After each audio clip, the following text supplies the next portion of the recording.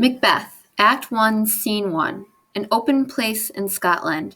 The play opens in a wild and lonely place in medieval Scotland. Three witches enter and speak of what they know will happen this day. The civil war will end, and they will meet Macbeth, one of the generals. Their meeting ends when their demon companions, in the form of a toad and a cat, call them away.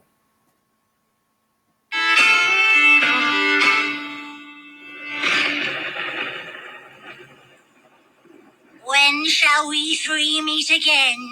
In thunder, lightning, or in rain? When the hurly-burly's done, when the battle's lost and won.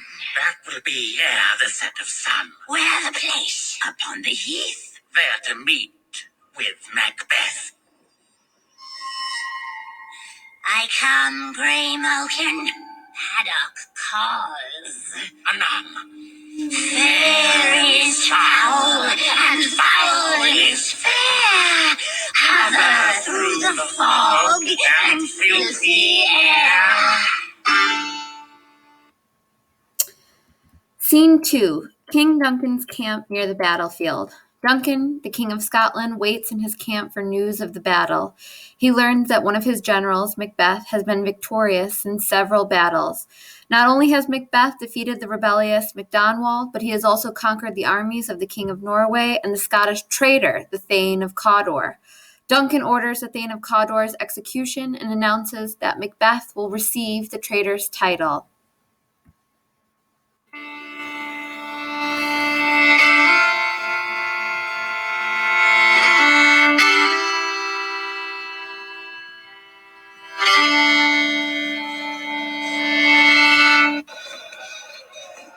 What bloody man is that?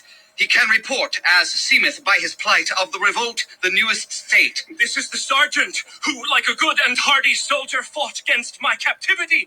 Hail, brave friend! Say to the king the knowledge of the broil, as thou didst leave it. Doubtful it stood, as two spent swimmers that do cling together and choke their art. The merciless MacDonald, worthy to be a rebel, for to that the multiplying villainies of nature do swarm upon him from the western isles, of kerns and gallow-glasses is supplied, and fortune, on his damned quile smiling, showed like a rebel's whore.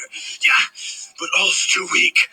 For brave Macbeth, well he deserves that name, disdaining fortune, with his brandished steel, which smoked with bloody execution, like valor's minion, carved out his passage till he faced the slave, which ne'er shook hands, nor bade farewell to him, till he unseamed him from the nave to the chops, and fixed his head upon our battlements. Oh, valiant cousin, worthy gentleman! As whence the sun gins his reflection, shipwrecking storms and direful thunders break, so from that spring whence comfort seemed to come, discomfort swells. Ah, mark, King of Scotland, mark!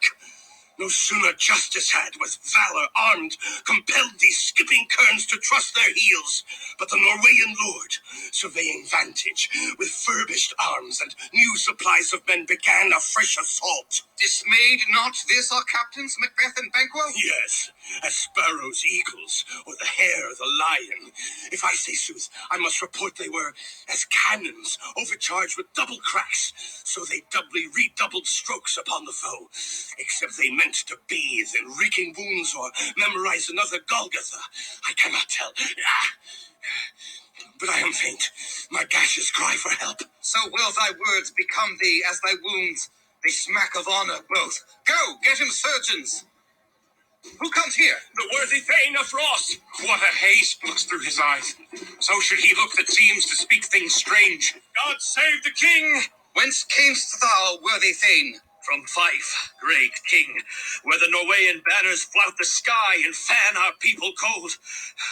Norway himself, with terrible numbers, assisted by that most disloyal traitor, the Thane of Cawdor, began a dismal conflict, till that Bellona's bridegroom, lapped in proof, confronted him with self-comparisons, point against point, rebellious arm against arm, curbing his lavish spirit, and to conclude, the victory fell on us.